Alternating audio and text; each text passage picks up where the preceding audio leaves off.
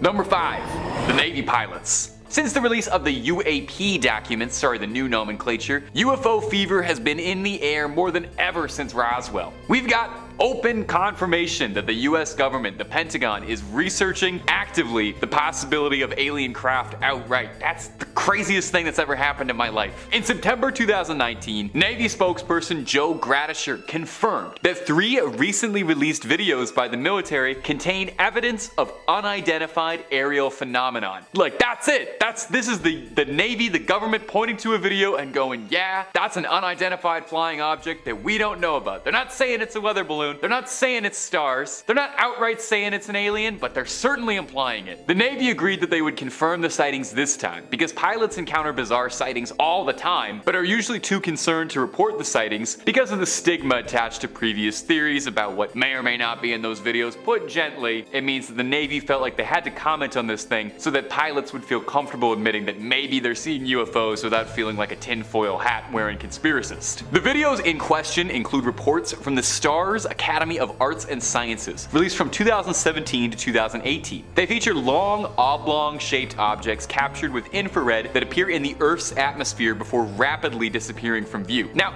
really interestingly here is these aren't the only pill-shaped cylindrical UFOs that have been spotted recently. There were 2 videos from 2015 that came out, and before that, there was a Navy case involving these in 2004, and even on the rest of this list, you'll see a cylindrical cigar-shaped UFO in a sighting from the 40s. So this sort of thing does happen a lot. Now, the purpose of the Navy investigating all this stuff, it's more focused on safety hazard and threats of national security, but hey, at the same time, they may not be willing to talk about it so brazenly, but they definitely are checking just a little bit to make sure they are aliens. But they definitely know more than they're letting on. This footage released only makes up a tiny fraction of what the US Navy and other service branches encounter. One pilot, Lieutenant Graves, claims that in his 10 years flying for the Navy, he thinks he's probably encountered, I don't know, thousands of UFOs in his time. Those are his words. Now, who is to say how many of those might just actually be unidentified flying objects, birds, scouts, drones, whatever, but who's to say how many of them really were alien craft from outside the planet? And my friends, if you're looking to educate yourself on the matter of extraterrestrials, UAPs, UFOs, well, you've got to know by now Top 5 Scary is the place to be. I see the viewer stats in the videos. You goblins love when we talk about aliens. Well, if you want to keep loving them, click on through. We've got more unexplained sightings in the sky than the CIA. And if you want them delivered hot and fresh, you can subscribe and get them before anybody else. Number 4.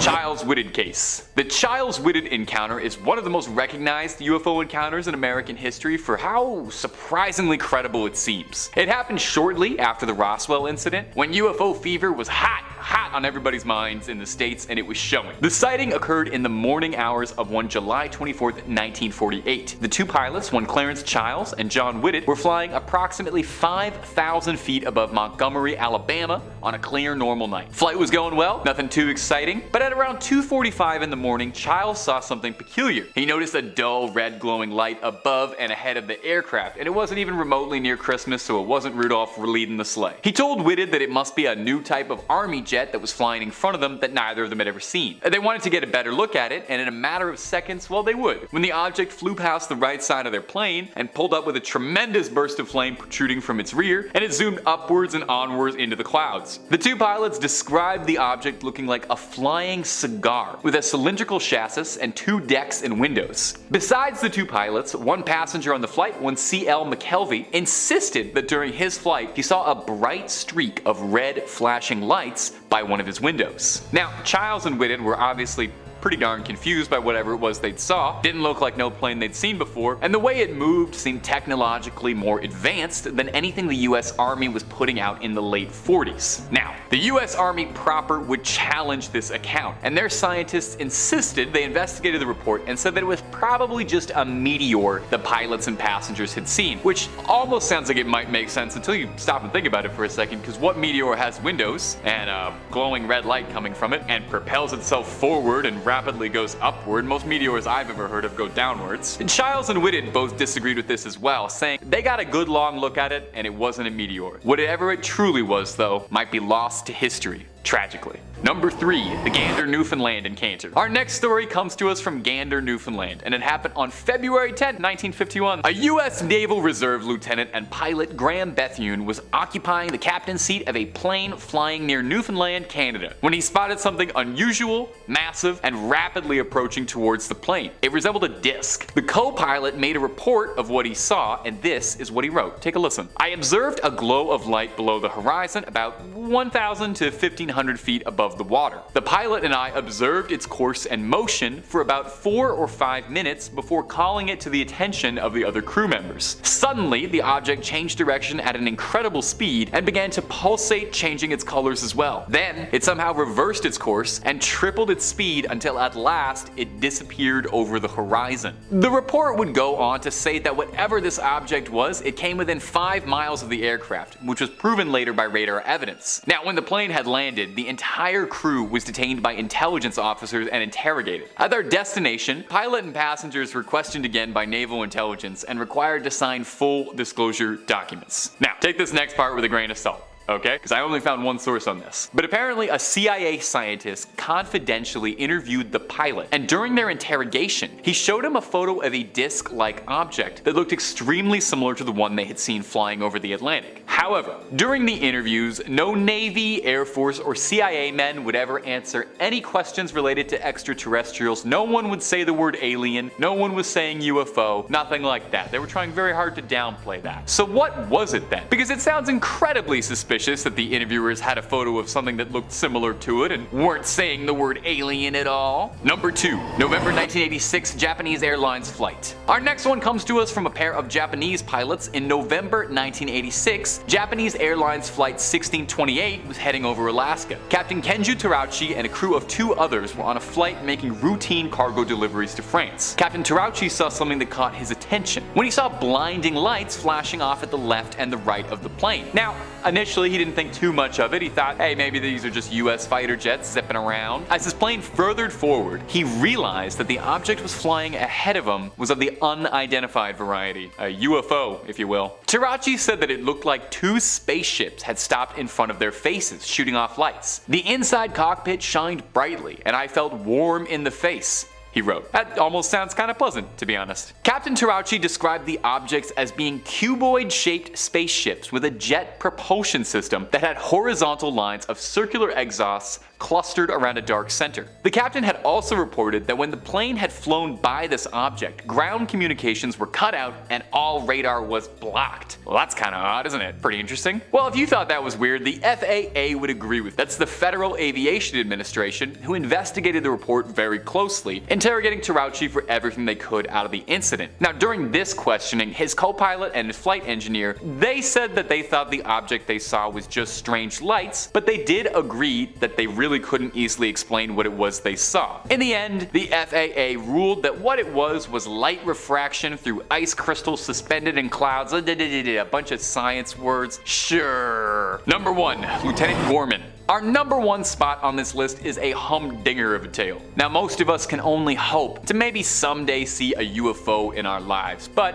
I mean, maybe if you were like me and you watched Star Wars way too many times and you still ask the hairdressers to get your hair cut like Luke Skywalker, not like anybody I know. Maybe you dream of flying an X-Wing through the stars, dodging lasers, getting into a cool alien dogfight. It's a shame none of us can claim we've done that, except, George Gorman of the North Dakota National Guard. I don't think anyone would expect there to be anything exciting happening in North Dakota, but one of the best UFO encounters in American history did. Let's take a little listen and learn about it. It was 1948, a year after the New Mexico Roswell incident, while people were still hyper-focused on little gray men and flying saucers. Lieutenant Gorman was flying a fighter jet solo around the skies above Fargo when he saw what he thought was an aircraft around 500 feet below him. He radioed his tower, but the operator told him that there weren't any other planes to be around and that it was a suspicious vehicle. So Gorman told the tower back he was going to investigate the situation and flew in within 1,000 yards to try and positively ID the subject. Gorman said it looked to be about 6 to 8 inches, clear white and completely round without fuzz at the edges, and it was blinking on and off. As I approached, the light suddenly became steady and pulled into a sharp left bank. I thought it was making a pass at the tower. Gorman then said he thought the light charged at him. He didn't want to be the first pilot to crash into a UFO, so he readied himself to avoid it, but found the object suddenly shot straight upwards in the air, directly above him, and then disappearing into the clouds. Gorman tried his best to pull up to follow along, but his plane went into a stall while he was trailing it, and the entity had vanished. Back at the air tower, 2 traffic controllers reported they also saw a light flying above the airstrip they couldn't explain, and weren't present on any flight logs. Gorman was questioned about what he saw, and he said he was convinced that it wasn't just a light, that it moved too naturally, that it moved like it was reacting to his movements, as if it was playing a game with him. He said there was thought and precision behind all its maneuvers. We should ask it what it thought about all of that if Gorman was moving too naturally, reacting to all of that. Number 5. The Barney and Betty Hill incident. The case of Barney and Betty Hill has puzzled UFO enthusiasts for generations, and is considered one of the most well-documented, well-discussed UFO abduction stories, and also President Obama's favorite. He's making a documentary on it. In 1961, a young couple, Betty and Barney Hill, were driving home through New Hampshire when they saw a bright light flying through the sky. 2 hours later, they found themselves back in their driveway without knowing what had happened, confused, shocked, and afraid. The couple claimed that they traveled to a star system 39 light years from Earth, Zeta Reticuli. Before this point, there weren't really many widespread stories of abductions in the United States, so this story caught on wildly. As they were driving home, the couple noticed something bright in the sky. Feeling dizzy and drowsy, the two of them found themselves asleep and waking up in their driveway, completely lost as to how they got there. When they'd awoken, Betty was convinced that they'd experienced a close encounter and went to Air Force to report their sightings. They would spend the next 2 years explaining their case to various government officials and medical professionals. Mr. Barney Hill would go on to recount to a psychiatrist that he was having nightmarish, repetitive dreams. He would recall these creatures with slanted eyes and gray skins that took them on board and experimented on them by taking samples of their flesh and hair. The two underwent hypnosis therapy from a licensed psychologist in a hopes to uncover what they could have experienced and repressed. And shockingly, Betty Hill was able to draw a map of the stars seemingly from memory, a planet orbiting Zeta Reticuli. The map was nearly spot on, a near perfect recreation of the stars surrounding the actual solar system. This event would end up leading to the Air Force launching Project Blue Book, the clandestine program to research UFO and abduction stories and investigate just what's out there. And if you're looking for more UFO content, even stuff on Project Blue Book, we've got all of that and then some. Come take a look through at all the declassified files, stories of abductions, sightings, close encounters, and way more. So stay subscribed, stay scared, but more importantly, stay watching this video. I worked hard on it. We got lots more abduction stories coming up for you in just a second. Number 4, Terrell Copeland. For some, too many abduction stories come from a disreputable source, you know? Well, our next story comes from a former United States Marine, Terrell Copeland.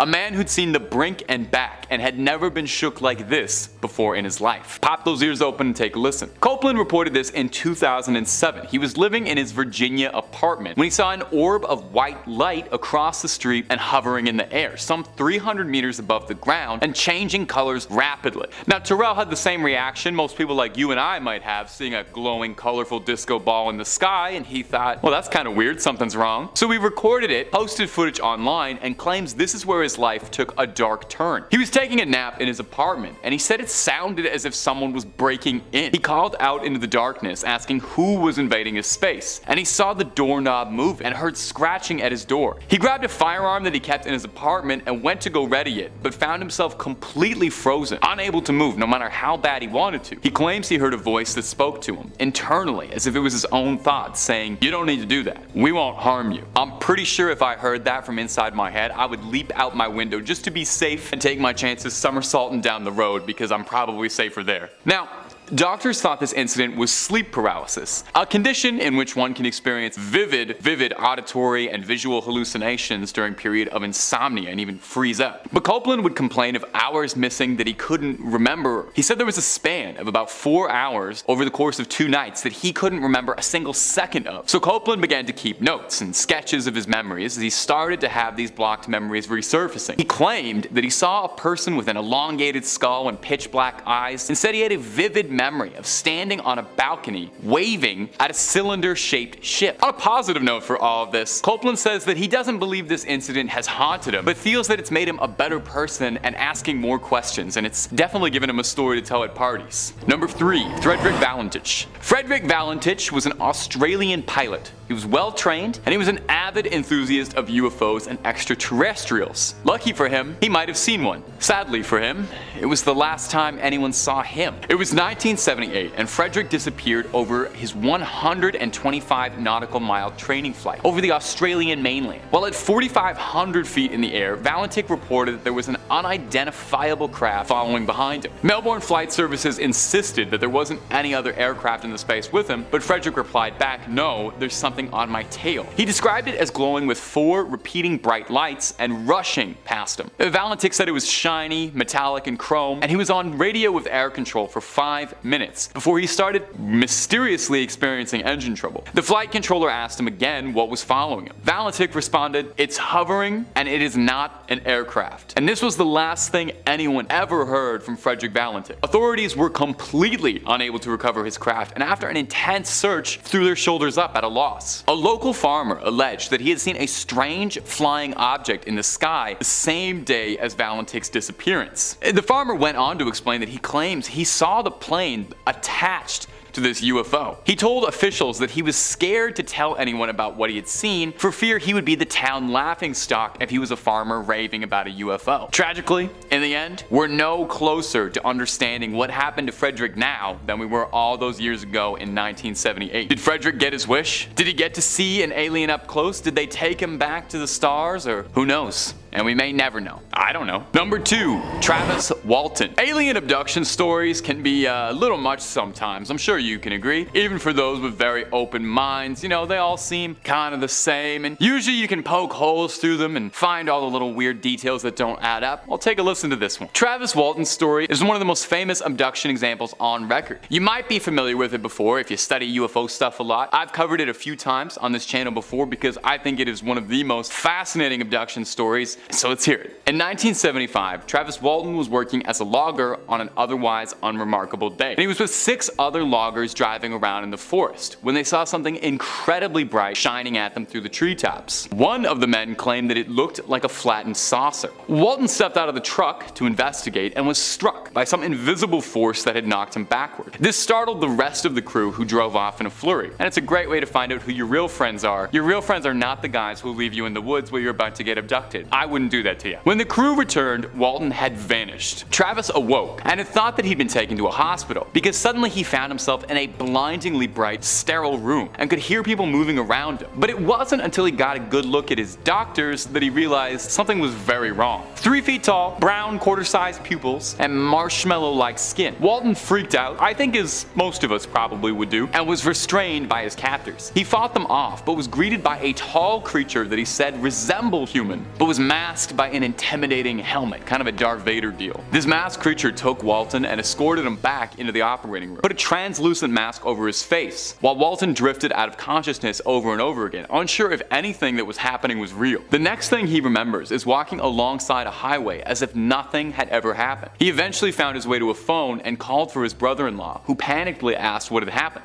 It turned out that Walton had been gone for 5 days. He was untraceable. Search parties had formed looking for him, sent dogs and choppers tracked him from the woods, but no one could find any sign of him, as if he'd blinked right out of existence, and then blinked right back. Travis swore what happened to him was absolutely real, an abduction, and he's maintained this ever since that fateful week in 1975. Now, if you really think this story is fascinating, and you wish you could have seen some footage of what Travis described, unfortunately he didn't bring his camcorder. You can, however, watch a 90s movie directly based off the case called Fire in the Sky. It's on Amazon Prime or something, I'm sure. And finally, number 1, the Berkshire Incident. Now here's the thing with most UFO sightings. They're isolated scenarios, you know? One sleep-deprived night watchman sees something weird out the corner of his eye. Somebody up way too late sees something up in the sky. It's hard to believe just one person's story. That's why it's significantly harder to write off the experience of Berkshire County, where half the town reported seeing the same UFO. Uncanny and unprecedented. 250 residents and more all reported seeing the same UFOs flying across the night sky. So it was 1969. Multiple residents across town spotted blinding lights above Sheffield in the southern Berkshires. Witnesses reported that the lights they saw were beaming from saucers, bright lights onto the horizon. Some residents said that they felt that time was slowing down as they watched the object, claiming that it left them frozen and stunned, wondering just what it was they were looking at. One witness comes from a young student, one Thomas Reed, who said that he saw one of the floating entities seconds, a glowing orb dashing outside the forest. He claims he heard an eruption of crickets and frogs and a loud deafening sound, and then inexplicably 2 hours had passed without anyone understanding why or how. His mother and grandmother had switched car seats as well. Now, as an adult, Thomas Reed claims that over time his family has corroborated what had happened to them. He speaks of being in this immensely large, almost infinitely spanning metal hangar with hallways and hallways stretching out forever. Thomas Reed took a polygraph test telling this story and was found to be 99.1% truthful. Multiple people across Berkshire that day reported similar stories: balls of light, flying saucers, losses of time, finding themselves somewhere they couldn't explain. The residents of Berkshire may never get to the bottom of what happened there, but I know the truth is out there. And I know Top 5 Scary is gonna find it, I'm pretty sure. Number 5. Strange things in the skies. Now, I know I talked about this in a previous video, and if you're a really good Top 5 Scary fan, maybe you'll recognize some of these. But since I aired that last video, way more weird stuff has happened, so it only seems fitting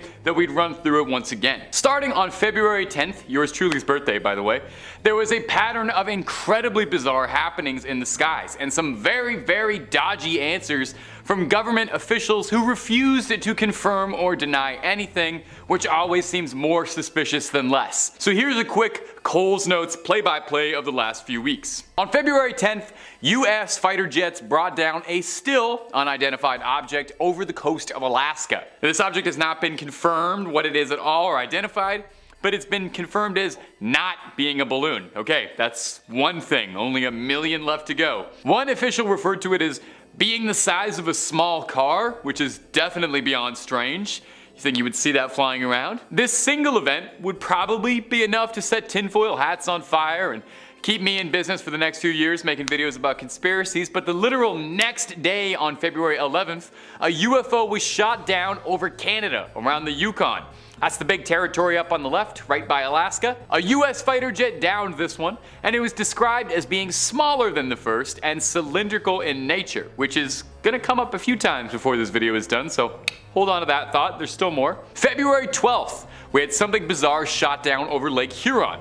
An object that first appeared over Montana reappeared on Sunday before being shot down with an octagonal structure and strings hanging off of it, but it wasn't carrying anything, which is bizarre. And then over Billings, Montana, there was something very bizarre that was seen falling from the sky, leaving a thick orange chemtrail, and residents were left in the dark about it. Local residents wondered just what it was, and some Redditors in a group noticed around the area that there had been an increased military presence since the sighting. So just what is going on around here, there, and just about everywhere? But if you can't wait at all, and you just want to watch alien videos all day, I agree with you. That's what I do every single day, and it's a great way to live. We've got loads of alien and UFO vids, NASA conspiracies, all the things they don't want you to know. And if that ain't your jam, we got scary stories, horror movies, monsters, cryptids, true crime, just about everything spooky under the sun and above it. So stay subscribed to Top 5 Scary, but most importantly, stay scared.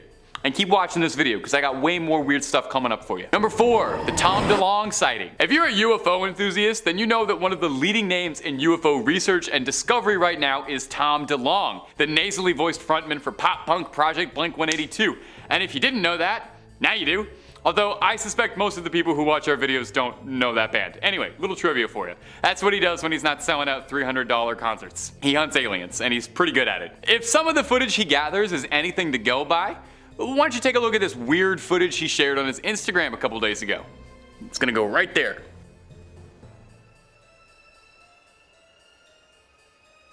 Pretty darn weird, huh? If that isn't one of the most clear, close encounters I've ever seen, I'm not sure what is. You can practically like trace the outline of the flying saucer. It looks like the platonic flying saucer, like the one we all imagine when we close our eyes. I can almost see the little green man inside. On his Instagram, DeLonge wrote this caption: "Enjoy. They are real." To the Stars Media will be turning real events like these into major feature films and television series to bring the facts to the world. Note the whirling sound from the propulsion. Now, To the Stars is the fringe research company owned by Tom DeLonge, hoping to spread information and explore the possibility of UFOs and UAPs, and it does also sound like it's a plan to get Tom DeLonge some more money by making a cinematic alien universe. Whatever his endgame is though, can't deny the footage posted here is eerily compelling. Number 3.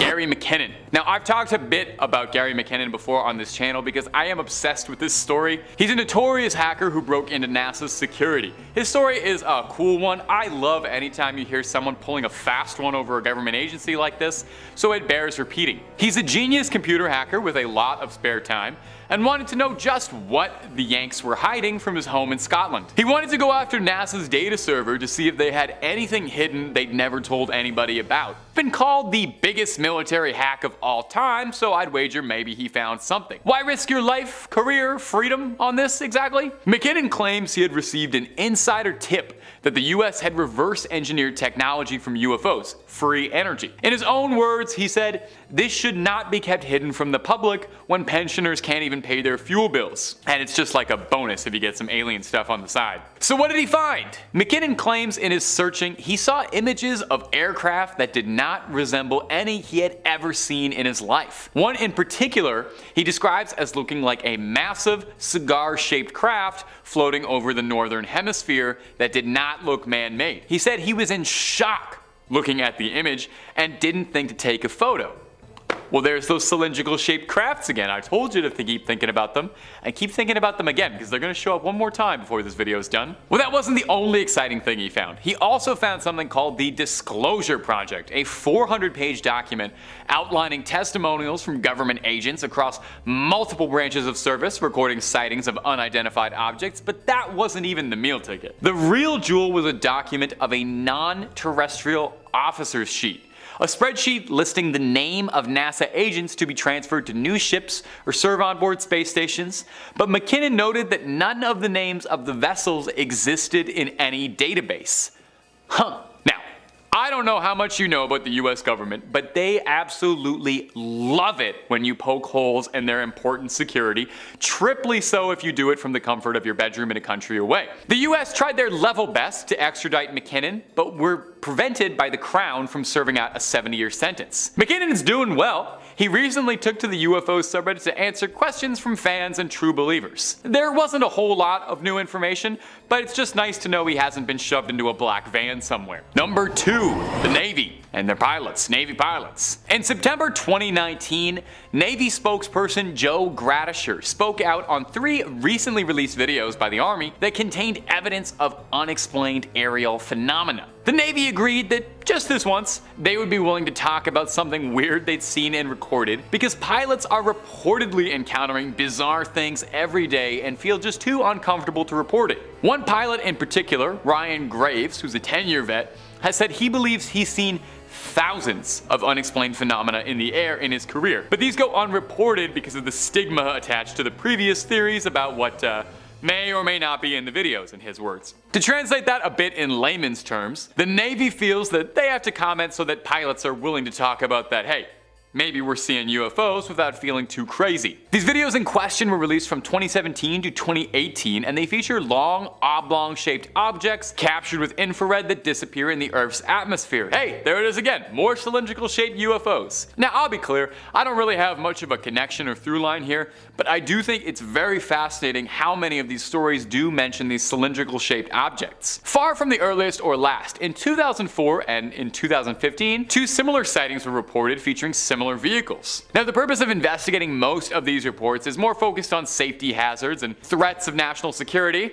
And at the same time, maybe they're not openly admitting they've got UFOs flying around, but they're getting pretty darn close. The 2004 sighting, I think, is a particularly fascinating one. 2 pilots, one Commander Fravor and one Lieutenant Commander Slate, called it in, reporting that they saw objects out of nowhere at some 80,000 feet in the air, and then descending rapidly towards the Pacific Ocean, stopping at around 20,000 feet and hovering in place. They would drop out of radar range or shoot directly up in the sky on a 90-degree angle. You know, normal things aircrafts love to do. They weren't American crafts, and they weren't recognized by any organizations they'd ever seen. Maybe it's tech not of this world. Number 1. Government councils. You know, the era we're in right now is probably one of the most fascinating times to be invested in UFOs and unexplained alien sightings, so consider yourself lucky. because it seems like we are getting dangerously close to a government finally confessing it. It feels like we're weeks away some days, you know? The UAP report was a seminal turning point when the Pentagon outright admitted they had thousands of documents and reports and investigations into the possibility of life somewhere out there in the Milky Way. Over the years, there have been a few investigations into unexplained aerial phenomena, but they're usually pretty hush-hush clandestine. Project Blue Book is probably the most famous secret project among them, but that was, a secret. Well, in the interest of transparency, as of October 2022, NASA is coming clean, washing their hands, and opening a new study into the research of extraterrestrial life. 16 hand-picked scientists and specialists have been selected to analyze data and determine how best to go forward when observing events. And they're not really looking at past cases, they're more looking towards future things. And this project will include researchers, personnel from all divisions, including former astronaut Scott Kelly, who served as the pilot for the Discovery shuttle and also held the world record for most days in space. So I guess he probably knows one or two things about space, maybe, and I'm sure he's seen something weird. Kelly himself doesn't personally believe in aliens, saying, "I think there's probably intelligent life in the universe, but I don't think they visit planet Earth." Why not? We got lots of great stuff out here. We got water slides, we got Vin Diesel. No other planet has those two things, and I'm sure we got a couple other great things from the human experience. So aliens, come on down when you're ready. We'll welcome you with open arms, and if those were UFOs you sent, we're really sorry that we shot those down. I didn't have anything to do with that. Number 5. Hypnotic regression. Many people who claim to have been abducted by aliens are unable to remember a lot of the specific details of their abductions. Because of this and the public stigma against people with alien experiences, many people choose to never come forward, or their stories are written off as delusion. But in the spirit of giving people the benefit of the doubt, let's talk about a certain woman's experience with hypnotic regression. A woman who claims she was abducted by aliens was put under hypnosis in order to give a documentary crew information about the visitors from other worlds. When asked how aliens are able to travel at such incredible speeds, she responded with the following: "I can't explain it, but it's like if they want to get from one point to another point, they remove what's in between, so they don't have to travel that distance. They are instantly from there to there." When asked why aliens are studying humans, the response was, "They are very wary of humankind. Mankind is progressing technology-wise, and soon he's going to come across technology that will allow him to peel back the layers of dimensions. And they want to know all about man for their own benefit. Man's warlike, aggressive, an animal. He's in possession of technology that is more than he is. There's no balance. And they're very wary that he's now on the threshold of many breakthroughs, one of which is peeling back dimensions. It's like an onion skin. You peel back one layer, and there's another one underneath, and another one underneath, and another one underneath. The same with dimensions. They're scared. Do aliens really study humanity out of a fear of what we will do once we discover interdimensional travel? And if so, how do they feel about all the UFOs we have apparently shot down? What do species historically do with groups that they are afraid of? What fate awaits the human race at the hands of these interplanetary visitors? Number 4. Sam the Sanddown Clown. Our next story comes from the January-February edition of the British UFO Research Association Journal and concerns an anonymous man going by the alias of Mr. Y, who claims that one October night in the year 1970, he was driving to visit a friend when he saw something hovering over the swamp to his right. It was a huge UFO with several different multicolored orb-like lights brightly illuminating the craft. He got out of his vehicle to observe the craft for a moment and then continued on his way. He looked out his window and realized that the craft was now following him, its lights spinning. Mr. Y got to his friend's house, and the friend was amazed at the guests that had followed him there, before disappearing into a nearby tree line. For years, Mr. Y would see the red orbs following him from time to time, watching him and stalking him. Doubting that anyone would believe him, he kept these encounters to himself until 1973, when his 7-year-old daughter Faye and her friend were playing near Lake Common Road when they heard an eerie wailing sound. They followed the sound to a nearby meadow, and the wailing stopped. They walked over a small bridge when suddenly a blue-gloved hand with 3 fingers appeared from under the bridge. They looked in the small river and saw a strange figure standing in the middle holding a book. He was described as being 7 feet tall and without a neck. He was wearing an odd and tattered costume consisting of a green tunic with a red collar, white pants, and a pointed hat with a black ball on top and 2 antennae. He had a pale white face, lips that never moved, red hair, and triangle holes for eyes. The children watched in shock as the figure hobbled over to a strange metal hut. Not long after, they saw the figure again as he wailed, and then spoke into a microphone asking if they were still there. He then communicated by writing in his book, saying that his name was Sam. They asked if he was a man, and he said no. They asked if he was a ghost, and he said, well, not really, but in a way I am. He said that there were others like him and that he was afraid of being attacked by humans. He invited them into his metal hut, which was filled with wooden furniture and elaborate knobs. The children hung out with Sam for an hour before leaving, and a year later, she told her father about the encounter, telling him that there had been men nearby fixing a post who had acted as though they could not see the strange creature. He had trouble believing her, but he had had enough experiences with aliens of his own that he had to consider the possibility that it was real. Did Mr. Y's daughter really see a strange alien in the woods, or is this just the overactive imagination of a child? In an age where spacecraft are being seen all over the world at an alarming rate, we really can't rule anything out. And what of the UFO stalking Mr. Y? What were they hoping to see, and why was he selected to be the subject of their curiosity? This mystery will likely never be fully unraveled. Number 3. Aliens take a baby. Our next entry comes courtesy of phantomsandmonsters.com and describes a 14-year-old visiting the home of some seniors and seeing something more terrifying than they could possibly imagine. As they themselves told it, I witnessed an alien abduction back in 2002 when I was 14. A friend of mine wanted me to help her grandparents set up their computer. I said sure and rode my bicycle to their house. I got there and clouds appeared, so I decided to make this a pretty quick visit. I set up the computer and installed some software for them, showing them all how it works and such. They go back and sit on the couch while I get my backpack to get ready to leave, as their other granddaughter, who is about 6 years old, was sleeping in the other room. All of a sudden, a cold breeze went through the room. It was odd, as all the doors and windows were shut. The grandparents looked towards the kitchen, and what I saw made me freeze in place. There were 3 creatures standing in the kitchen. 2 of them were short, gray alien creatures, with thicker necks than usually described, with the eyes closer to the sides of their heads. They wore silver jumpsuits. In between them was a taller creature that looked like a humanoid mantis, wearing a black robe with a yellow stripe going down the middle. They walked to another room,